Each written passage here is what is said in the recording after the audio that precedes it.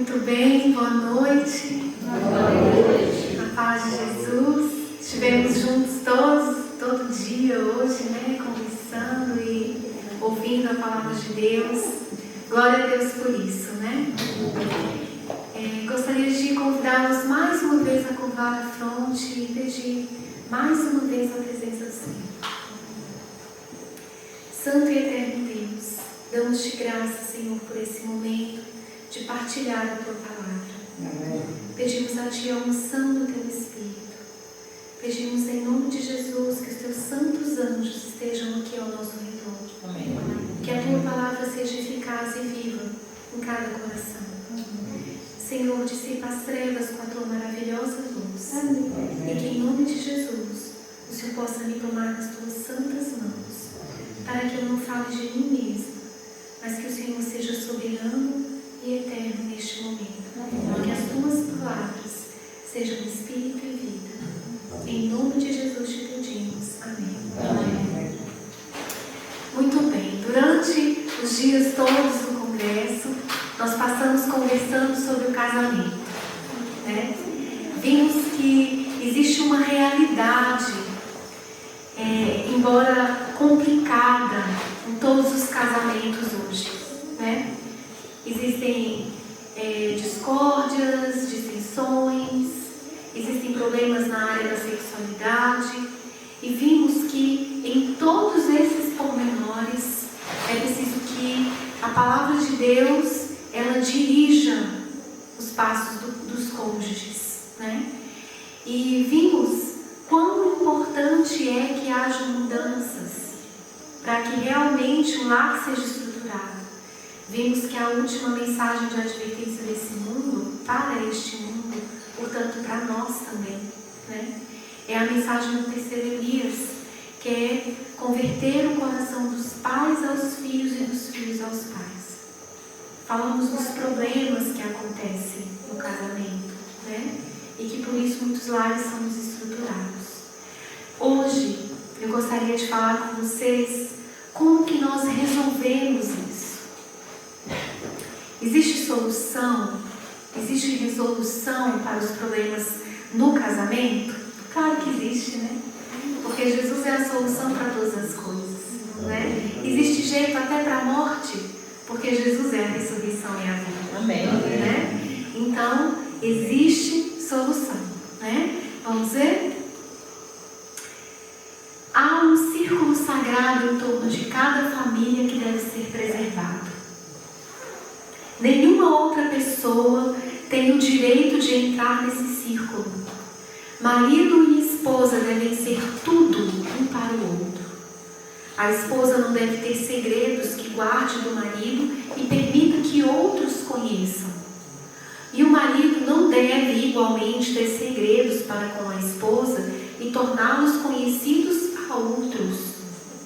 O coração da esposa deve ser a sepultura das faltas do marido. E o coração do marido, a sepultura das faltas da esposa. Nunca deve nenhum outro permitir gracejos à custa dos sentimentos do parceiro. Vou dar uma parada aqui antes de mudar e quero falar sobre cada ponto desse colorido. Eu separei porque cada um é a solução para uma coisa. Aqui está escrito que há um círculo sagrado em torno de cada família que deve ser preservado. Sabe qual é esse círculo sagrado? O da individualidade, o da fidelidade. A relação matrimonial é um desses círculos que envolvem a família. E isso deve ser preservado, deve ser individual. Não se deve partilhar segredos íntimos com ninguém. Isso é uma coisa da família. E quando os segredos familiares eles são protegidos, então a família é protegida. Nenhuma outra pessoa tem o direito de entrar nesse círculo. Uma das soluções para vários problemas conjugais é não falar para os amigos o problema que você tem. É entre você e o seu marido. Marido e esposa devem ser tudo um para o outro. Por isso que você não deve partilhar. Eu quero fazer só um parêntese. Você só partilha segredos de família quando você precisa de ajuda, porque vocês em família não estão dando conta de resolver. E em quem vocês vão procurar ajuda? Vocês vão buscar ajuda de um profissional, ou então um profissional cristão, tá? Ou então vocês vão buscar a ajuda de um servo de Deus, que possa ouvi-los com maturidade e abrir a palavra de Deus para aconselhamento. Não se pode ficar falando isso aos ouvidos de pessoas que vão só ouvir por curiosidade, vão ouvir só para falar, eu sinto muito, né? Ou vai ouvir, não vai falar nada e vai falar só que vai orar por você. Então não precisa contar. Para você abrir os segredos íntimos de um casal, de uma família, é preciso ter certeza que vocês estão precisando fazer isso. Tá? Por isso que marido e mulher devem ser tudo um para o outro. Por quê? Porque se há necessidade de resolver alguma coisa, é preciso que marido e mulher estejam conversando sobre o assunto. E mais uma vez falo para vocês, a não ser que já conversaram e não resolvem as coisas, é que vocês vão procurar ajuda. E aí eu falo para vocês, procurem. Também não fiquem sofrendo e empurrando uma situação difícil, sendo que ela pode ser ter a ajuda de alguém. Tá? Às vezes pode ter uma intervenção de uma pessoa capaz de ajudar e aí o sofrimento pode ser resolvido. Mas fora isso, não se deve partilhar. Marido e mulher têm de aprender a sentar juntos, conversar, falar dos problemas, do que está acontecendo, sorrir juntos, abrir os segredos do coração, né? Contar por que eu estou assim. Por que você está assim, querido? Quero te ouvir. A esposa gosta de ser ouvida. E o marido, quando tem um problema, ele também quer ser ouvido. Ele também quer falar. Ele também quer dizer que ele também está com problema. Mas outras vezes ele prefere se calar. Mas maridos, existe um comportamento masculino que é um comportamento mais fechado. O homem, ele gosta de resolver as coisas sozinho e prefere não se abrir com a esposa, não falar nada para ela. Só que isso é um grande erro.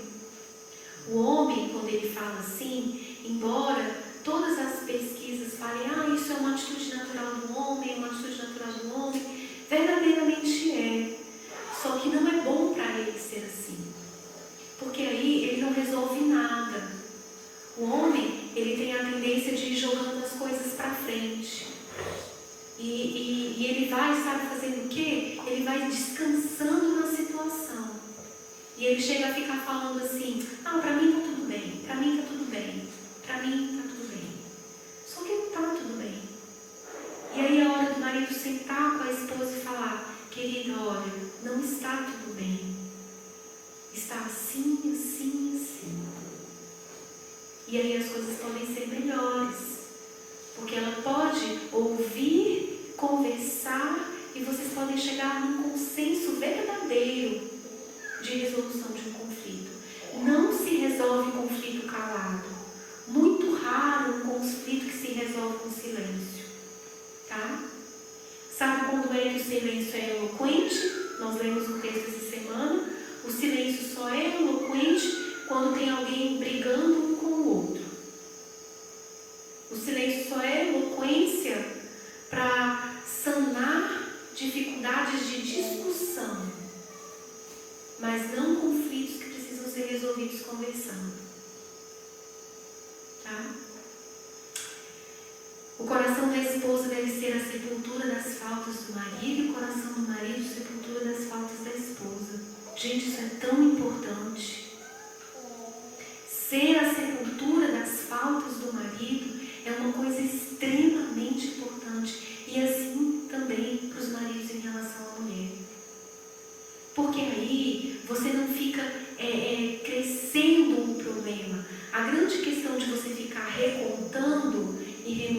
coisas não é só o fato de você ficar fazendo maledicência com o nome do seu cônjuge. A grande questão é que cada vez que você reconta e lamenta uma situação, você aumenta ela. E isso não é correto, não é seguro. Porque no final das contas, você vai estar achando que um problema que você tem já virou um gigante na sua frente. E você contou e recontou tantas vezes que agora é tão grande que você não consegue mais resolver. Então é melhor não contar. O conselho de Deus é esse. Sepulta aqui. Ora pelo seu cônjuge. Pede a Deus por ele. E se vocês tiverem que conversar, conversem, mas conversem com respeito, com doçura. Nós vamos ver um texto desse aqui. Nunca devem, nenhum nem outro, permitir gracejos à custa dos sentimentos do parceiro. Vamos falar disso daqui. Não devem jamais, marido ou mulher, quer por brincadeira ou por qualquer outro meio, queixar-se um do outro para outras pessoas, pois da prática frequente desta imprudência, o que pode parecer uma brincadeira perfeitamente inocente, acabará em conflito entre ambos e talvez em afastamento. Tem-se-me mostrado que deve haver uma sagrada proteção em torno de toda a família. Eu deixei essa questão do gracejo por último porque é uma questão que normalmente surge entre os casais. Aquela brincadeirinha no meio de todo mundo que faz uma crítica engraçada. Mas que na verdade você, cônjuge, sabe que você está tocando na ferida. E você sabe que você está fazendo isso, sabe que é de propósito, e o seu cônjuge entende muito bem por que você fez isso. Pode parecer brincadeira, vocês estão vendo aqui? Pode parecer brincadeira, mas no coração do seu cônjuge, ele entende que não é só brincadeira. E aí abre-se uma ferida. E aí a angústia pesa no coração. Ah, porque você sempre é assim. Aí dá uma risadinha. Não. Isso magoa. Isso fere. Isso envergonha. Sabia que muitos dos casais, eles ficam envergonhados porque sempre o outro está sempre fazendo uma brincadeira em relação ao defeito pessoal dele. Todo mundo sabe porque o cônjuge nunca fica discreto em relação a esse problema. E aí a pessoa fica envergonhada e não há proteção na família. E eu quero falar para vocês, não só isso em relação ao cônjuge, tá? Os gracejos em relação aos defeitos, seja do nosso amigo, de um familiar ou de qualquer pessoa, o gracejo, ele nunca é favorável. Ele sempre é prejudicial. Isso não quer dizer que a gente tem que ficar acabrunhado, nunca falar sorrindo alguma coisa. Não, não é isso. Podemos ser pessoas alegres, que fazem uma brincadeira assim com alguém, mas nunca com o defeito de alguém. Nós não devemos rir dos defeitos das pessoas, fazer brincadeira com os defeitos dos outros, com o problema pessoal. A pior coisa que existe, e Deus aborrece, é quando alguém faz gracejos com o defeito físico de alguém e usa essa pessoa como foco de risada no meio de todo mundo. Isso não é correto. Vocês lembram de Zípora, a esposa de Moisés? Zípora era negra. E vocês sabiam que Miriam estava criticando Zípora e fazendo gracejos em relação a ela? E Deus puniu Miriam com lepra. E deixou Miriam fora do arraial, leprosa, e a lepra só saiu de Miriam porque Moisés intercedeu por ela, pedindo perdão pelo que ela tinha feito. Deus aborrece o gracejo. Deus não gosta que a gente fique abusando das pessoas, rindo do defeito físico delas. Tá? Então isso é muito importante. Não só no casamento, mas em todas as nossas relações interpessoais.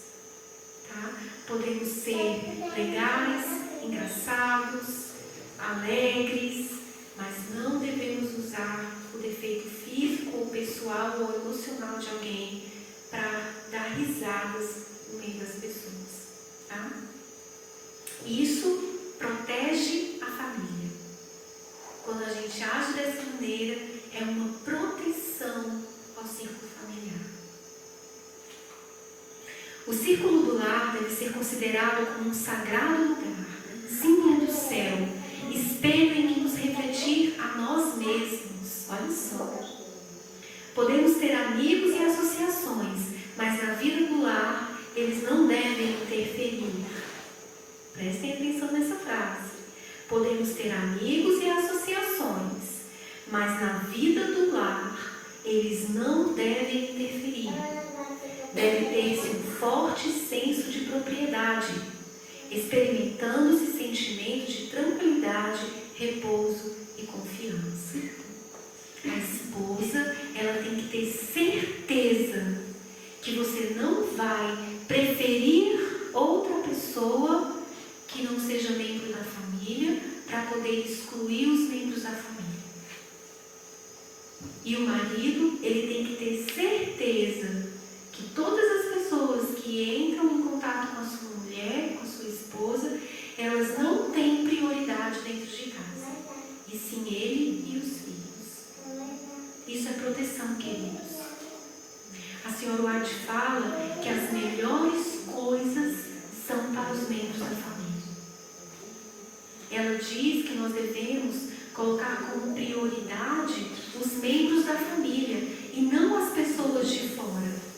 Isso não quer dizer que a gente vai tratar mal os nossos amigos, mas isso quer dizer que existe uma escala de prioridade.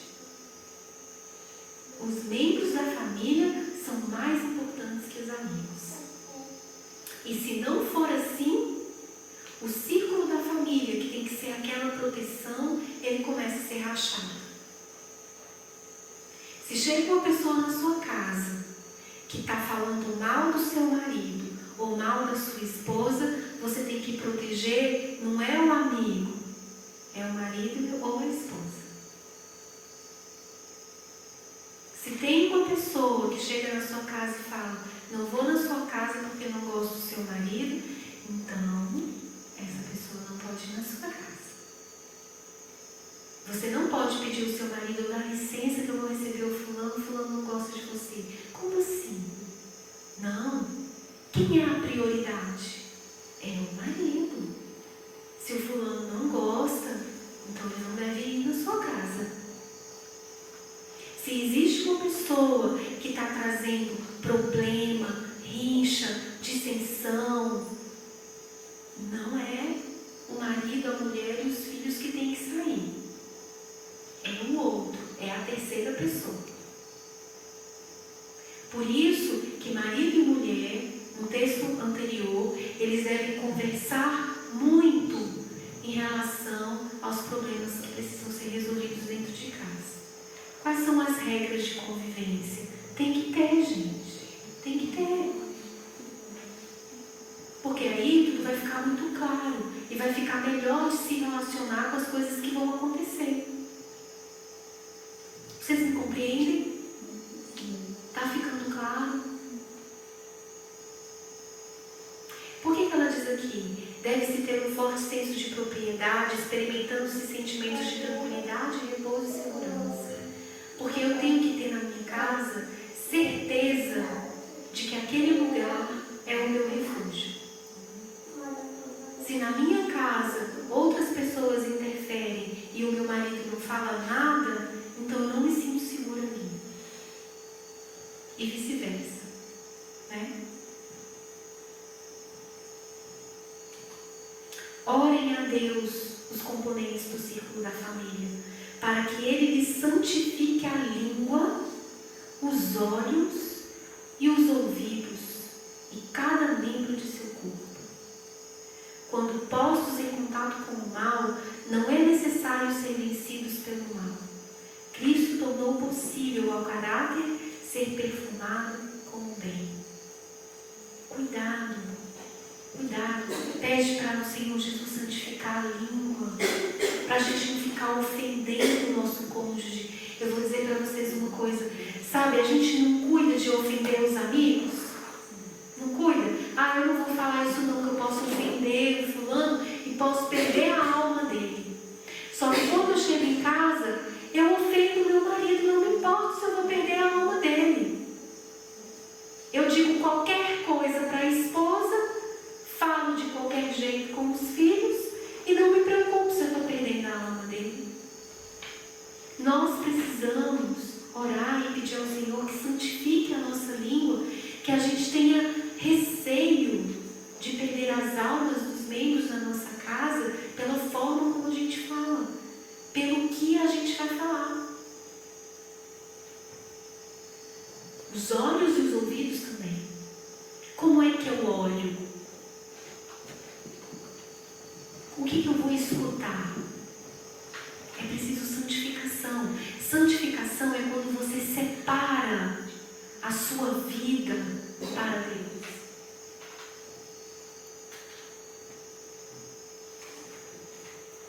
Quantos desonram a Cristo e dele fazem uma falsa representação no lar? Quantos deixam de manifestar paciência, longanimidade, perdão, verdadeiro amor? Muitos têm seus gostos e desgostos e sentem-se em liberdade de manifestar sua disposição perversa, em vez de revelar a vontade, as obras, o caráter de Cristo. A vida de Jesus está repleta de bondade e amor. Estamos nós nos desenvolvendo segundo sua divina natureza? Você tem gostos e desgostos? Você sabe que quando você fala disso, você ofende e provoca o ânimo do seu marido? Olha, as esposas às vezes provocam muito. Às vezes elas querem que o marido faça alguma coisa, ou elas querem alguma coisa do marido, e quando está assim numa situação, elas soltam essas coisas como se fosse um tipo de retaliação. Ah, mas eu não tenho, sabiam? Assim, né? Ah, mas eu precisava, eu estou passando uma dificuldade, eu não estou tendo isso, eu achava que, mas ele não pensa como eu. Ela sabe que ela está provocando. Isso não é certo, queridas. Sabe por quê? Porque você tem seus gostos e desgostos, mas você não pode usar essa fala dessa forma para poder atingir o seu marido naquele momento. Você sabia que isso dificulta muito mais a situação?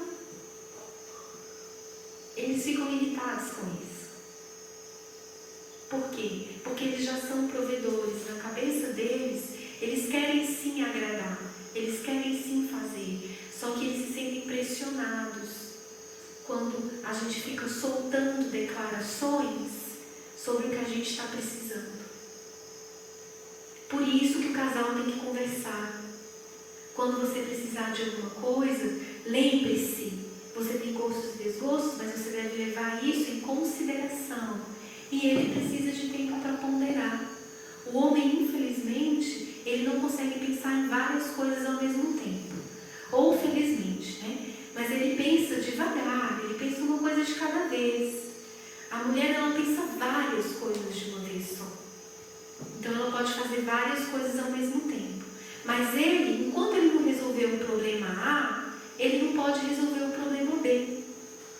E aí a esposa acha que ela tem direito de ter descontentamento e que ela não pode esperar. Mas cada coisa a seu tempo. Deus colocou o marido com esse pensamento dessa forma para a gente aprender a esperar. Nós não sabemos esperar, minhas irmãs. Temos dificuldade de esperar. Queremos as coisas para ontem. Queremos atropelar as coisas muitas vezes. E muitas vezes os maridos, eles têm uma visão mais lógica das coisas e eles são mais ponderados e a gente precisa aprender com isso. E maridos, igual forma, existem características nas mulheres que são de ajudadora, auxiliadora. Muitas vezes as esposas, elas precisam dar um conselho, elas precisam falar. E os homens normalmente se tornam muito infantis quando as esposas vêm falar das coisas que precisam ser feitas. Eles sempre se ofendem com o auxílio, com a ajuda. É preciso que haja menos infantilidade nessa área. O homem ele tem que aprender a ouvir e a dizer não quando ele tem que dizer não, mas ele precisa aprender a ouvir com maturidade, a escutar e a se ofender menos, a levar menos para o lado pessoal. Você está falando isso comigo porque você está me pressionando. Mas às vezes não é. E aí muitas vezes o homem, ele fica sem o auxílio da esposa, sem o pensamento dela, sem a ideia dela, porque ele se ofende quando ela fala. Se os homens se ofenderem menos e ouvirem mais, não precisam dar a resposta na mesma hora. Fala com elas que vocês vão pensar. Não precisa falar assim, não. Pensa, pondera e não leva para o lado pessoal. E vocês vão ver que o relacionamento de vocês vai ficar muito melhor. Porque vai haver maturidade, vai haver crescimento pessoal ali. Façam os pais e mães solene promessa a Deus, a quem professam amar e obedecer, de que por sua graça não contenderão entre si, mas que em sua própria vida e temperamento manifestarão o espírito que desejam os filhos acariciem. Isso para os pais que têm crianças. Não contendam entre si. Não permitam que os filhos vejam o descontrole do temperamento, para que eles não fiquem assim, igualzinho a vocês, brigando. É por isso que tem de haver um controle pessoal, um domínio próprio. Por quê? Para que isso não passe de geração em geração.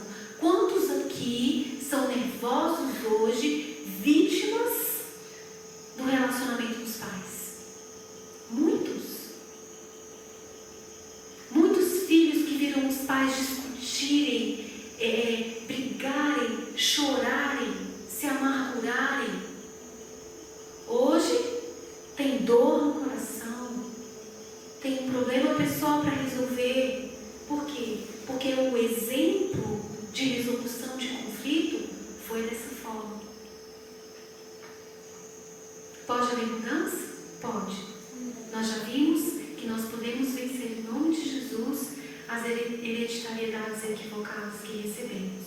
Porque os anjos do Senhor estão ao nosso lado. E cada passo que a gente der, nós vamos ser abençoados na mudança de pensamento.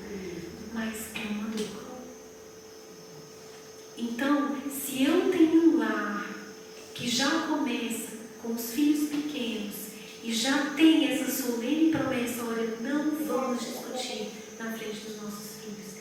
Então essas crianças serão muito mais saudáveis emocionalmente. E os problemas que hoje nós como adultos enfrentamos por não termos tido um lar saudável, eles não enfrentarão. Eles serão mais firmes, mais decididos, mais resolvidos emocionalmente e espiritualmente. Tá? Devem os pais ser cuidadosos em não permitir que o espírito de dissensão se insinue no lar, pois este é um dos instrumentos de Satanás para fazer sua impressão no caráter. Como é que Satanás imprime o caráter dele em nós? Quando a gente começa a brigar dentro de casa. Aí ele toma conta. Viram isso aí? Não é isso que está escrito aí? Vou ler de novo. Devem os pais ser cuidadosos em não permitir que o espírito de dissensão se insinue no lar. Dissensão é briga, discussão. Pois este é um dos instrumentos de Satanás para fazer sua impressão no caráter. Se os pais se empenharem pela unidade no lar, mediante o inculcar os princípios que governaram a vida de Cristo, a dissensão será expulsa. A união e amor habitarão ali. Pais e filhos partilharão o dom do Espírito Santo. Tudo que você puder fazer para não brigar, para não discutir, não discuta. Não permita que Satanás coloque a cunha de entrada dele dentro do seu lar. Porque essa é uma ferramenta dele, a discussão. E eu falo também isso para os filhos. Aqui tem filhos que já são maiores e que moram ainda com os pais. Quando houver discussão dentro de casa, não discuta. Ore ao Senhor e busque a paz. Como é que fala o verso bíblico de Provérbios? Procure a paz e empenhe-te por alcançá-la. Lembre-se, marido e mulher, que eles têm cargas bastantes para levar, sem tornar a vida infeliz, por permitir que sobrevenham diferenças. Os que dão lugar a pequenas diferenças convidam Satanás para dentro do lar. Vou ler de novo. Os que dão lugar a pequenas diferenças convidam Satanás para dentro do lar. Muitas vezes nós damos muito ouvidos a pequeninas coisas que a gente acha que são problemas. Picuinha. Já ouviram falar essa palavra?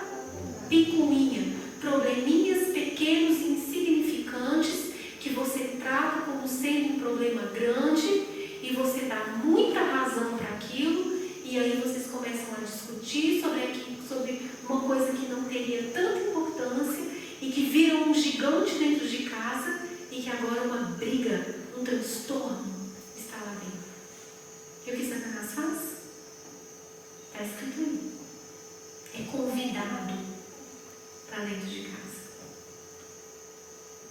Não só na vida familiar. Você pode morar sozinho.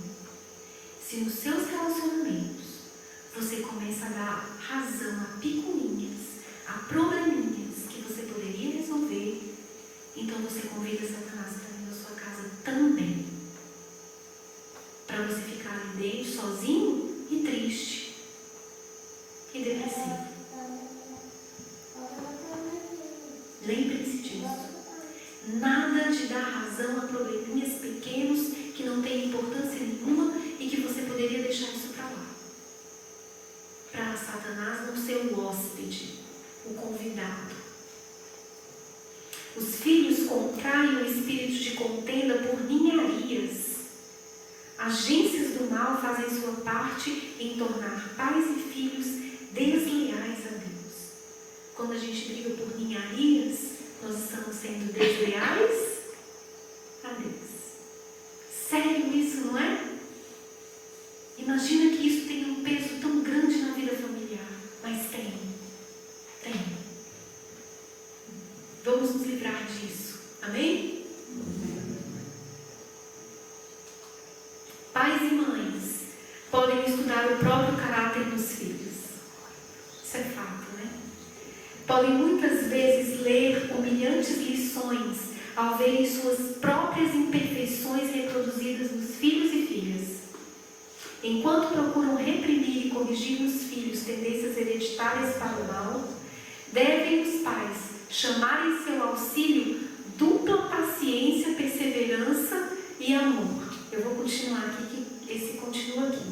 Quando um filho revela maus traços de caráter herdados dos pais, deverão enfurecer-se por esta reprodução de seus próprios defeitos? Ficar nervoso porque você viu que seu filho está fazendo o erro que você faz? Não. Vigiem os pais cuidadosamente a si mesmos, evitando toda grosseria e rudeza. Não venham estes defeitos a serem vistos uma vez mais em seus filhos. Como é que trata os filhos que estão repetindo o nosso mau comportamento? Que às vezes é assustador. Dá uma observada nos filhos para ver. Às vezes eles estão sendo egoístas como nós somos. Às vezes eles estão falando coisas que a gente fala e a gente não sabia que falava. E se a gente der uma observada, esse mau comportamento vem da gente mesmo. Muitas vezes eles não imitam igualzinho, mas imitam o princípio daquele negócio errado que a gente faz. E aí muitas vezes os pais se enfurecem. Por que você está fazendo isso? E grita, e grita, e grita. E é grosseiro. Como é que a gente resolve isso? Mudando o nosso comportamento. E sendo bondoso com aquela criança ao corrigi-lo sobre aquilo que ele está imitando. Porque na verdade ele está aprendendo. E é com você. Então é preciso corrigir com bondade e é preciso olhar, meditar e falar assim: opa, isso é um defeito meu e eu tenho que corrigir isso daqui. Isso é uma realidade, queridos. Isso é uma imperfeição na vida pessoal. E quem tem filhos tem mais ferramentas de mudança de caráter, tá? Porque é uma provação. Ter filhos é uma provação. Mas Deus abençoa todos os pais que consideram a criação dos filhos como o alvo principal de sua vida.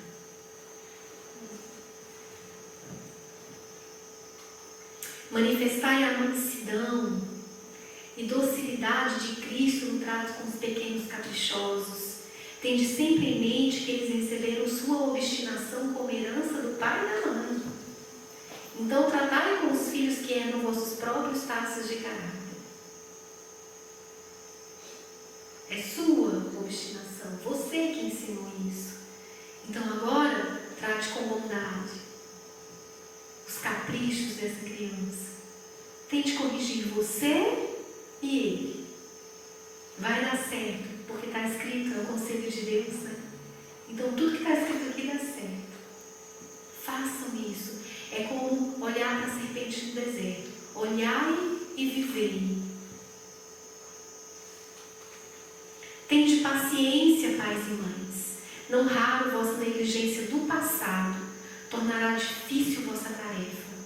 Mas Deus vos dará força se nele confiares. Tratai sábia e bondosamente com vossos filhos. Quem dera nossos pais tivessem ouvido isso, né? Quem dera. E muitas das coisas que nós como adultos passamos hoje, não passaríamos. E aí não faríamos com os nossos filhos. Tratai bondosamente. Ainda há tempo. E se você percebe que você foi tratado assim mal, e se você percebe que você foi influenciado mal por causa do casamento dos pais, então reformula isso na sua vida. Renova os seus conceitos, o seu comportamento. E em nome de Jesus, creia nessa palavra. Vocês não estão estudando justificação pela fé? Estão. E vocês não creem que esta é a palavra de Deus? Amém. E ela é viva. E se vocês fizerem dessa forma, vai dar certo. O lar será renovado. Mas é preciso que as coisas encaixem de forma correta. É preciso que nós entendamos que a palavra de Deus ela é poderosa, eficaz e viva, mas que eu preciso lançar mão em obediência a essa palavra. É preciso que eu creia que isso daqui é verdade e que se eu colocar em prática, as coisas vão melhorar. Pode ser muito difícil no início dar o primeiro passo, mas quando você der o primeiro passo fraquejando, com pernas trementes, mas Jesus está olhando para você. E a hora que você der o primeiro passo, o poder vem para você vencer.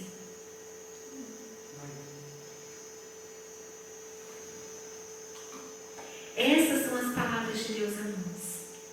Prestem atenção nisso, queridos. O passado está contido no livro onde todas as coisas estão escritas. Não podemos apagar o seu registro. Mas se escolhermos aprender delas, o passado nos ensinará suas lições. Ao fazer o nosso instrutor, podemos torná-lo também nosso herdar do passado aquilo que é desagradável, aprendamos a não repetir o mesmo erro. Que coisa alguma no futuro seja registrado que nos cause pesar mais tarde. Podemos evitar agora uma semeadura deplorável. Cada dia estamos fazendo nossa história. O ontem está além do nosso poder corrigir ou controlar. O hoje nos pertence. Não entristeçamos, pois, o Espírito de Deus hoje, porque amanhã não seremos capazes de trazer de volta o que tivermos feito. Hoje será então ontem. Se eu me lembro do passado, se eu sei que no meu lar as coisas não foram boas, que muitas coisas hoje me afetam, então eu vou lá no passado, eu olho para tudo que aconteceu, vejo os erros do meu pai, da minha mãe, mas eu pesquiso nesse passado e falo, não posso repetir essas coisas. Então eu trago o passado na minha vida como meu amigo. Eu não posso mudar. Já está registrado e ninguém pode apagar. Sabia? Tudo que está escrito foi escrito e ponto. O que vai ser apagado são pecados e não as histórias. E aí, hoje, você escolhe que não vai ter mais nenhum registro no seu livro sobre coisas que são erradas e que você descobriu que não precisavam ser assim. E aí você vai seguir em frente. E Deus vai te dar poder para mudar, para vencer. Mas é preciso que você ouse mudar. É preciso que você dê o passo da fé. Que você acredite que você não quer que o seu passado seja manchado mais com atitudes que você já reconheceu que são ruins. O hoje, amanhã, já vai ser ontem. Então nós precisamos realmente escolher o que vamos fazer, pensar, falar a cada dia. Faz sentido para vocês? Procure seguir o conselho de Deus em todas as coisas, pois Ele é infinito em sabedoria. Embora no passado tenhamos deixado de fazer por nossas crianças e jovens o que poderíamos ter feito, arrependamos-nos agora e redimamos o tempo. Está vendo o que Deus está dizendo? Dá para redimir o tempo? Você fez coisas erradas no passado? Fez. Talvez você deixou de educar corretamente seu filho? Tudo fez. É realidade? É. Mas o que Deus está dizendo? Dá para redimir o tempo. O Senhor diz, ainda que os vossos pecados sejam como a escarlata, eles se tornarão brancos como a neve. Ainda que sejam vermelhos como o carmesim, se tornarão como a branca lã. Se quiserdes e ouvirdes, comereis o bem desta terra, mas se recusardes e fordes rebeldes, sereis devorados à espada. Ainda há tempo. E Deus disse, reforma, refaz, redime o tempo. Percebeu que fez errado? Ainda há tempo. Faça hoje. Cada ser humano criado à imagem de Deus é dotado de uma certa faculdade própria do Criador. A individualidade. Faculdade esta de pensar e agir. Os homens nos quais se desenvolve esta faculdade são os que arrostam responsabilidades, que são os dirigentes nos empreendimentos e que influenciam nos caracteres. A individualidade faz você arrostar responsabilidades. Quando você toma para si a responsabilidade das suas escolhas, de manter o seu alvo, de fazer a vontade de Deus, de andar no caminho do Senhor, de seguir os conselhos de Deus, então você vai estar preparado para a vida. E você vai guardar a sua individualidade. A individualidade é a consciência. Amanhã de manhã nós vamos falar sobre a consciência. Eu quero explicar para vocês como é importante no mais alto padrão.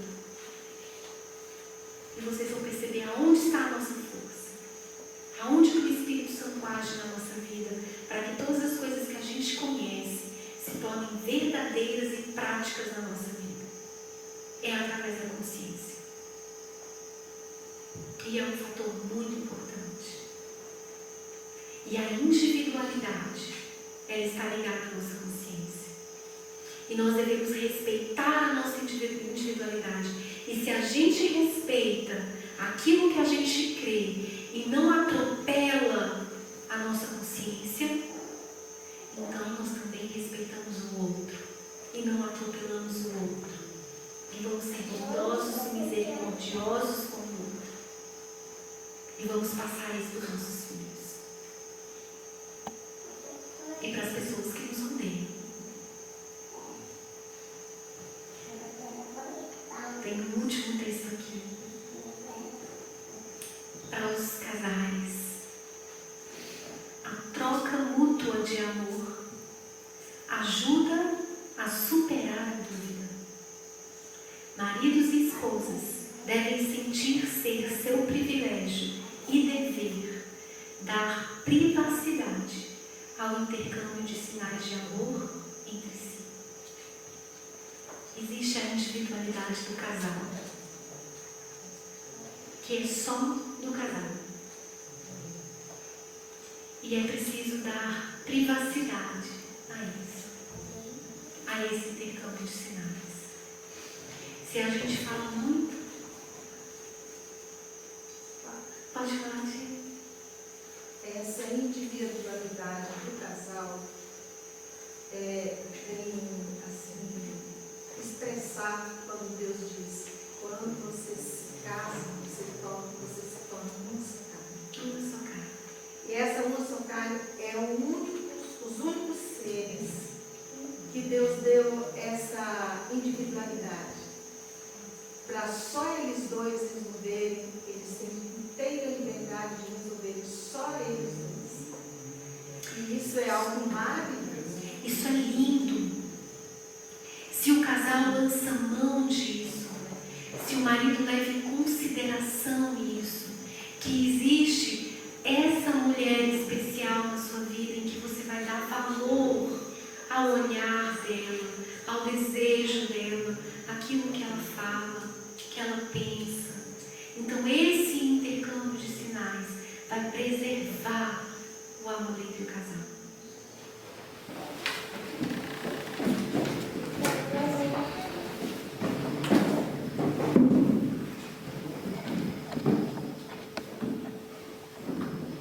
Oremos.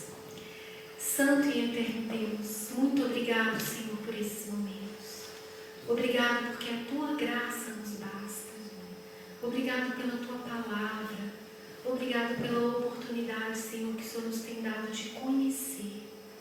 E peço-te, Pai, em nome de Jesus, que o Senhor abençoe cada alma aqui. Abençoe todos os preciosos momentos em que passamos estudando a Tua palavra, meditando naquilo que é bom e reto aos Teus olhos. Por favor, Senhor, que nenhuma dessas palavras se perca. Que pelo poder do Espírito Santo nós sejamos levados a refletir dia a dia e a tomarmos decisões ao Teu lado. Amém. Fortalece-nos, Senhor. Fortalece o nosso entendimento. E que pelo poder da vontade nós estejamos sempre escolhendo estar ao Teu lado e acreditar nas Tuas promessas. Amém. Em nome de Jesus te pedimos. Amém. Amém.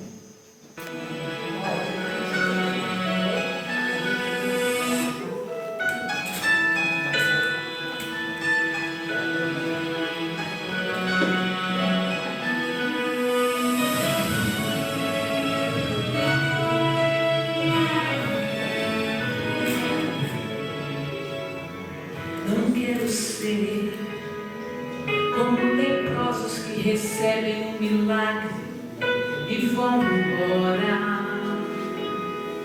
como Simão que te recebe em casa, mas que não te adora. Não se preocupa e nem faz questão de te agradar. Não quero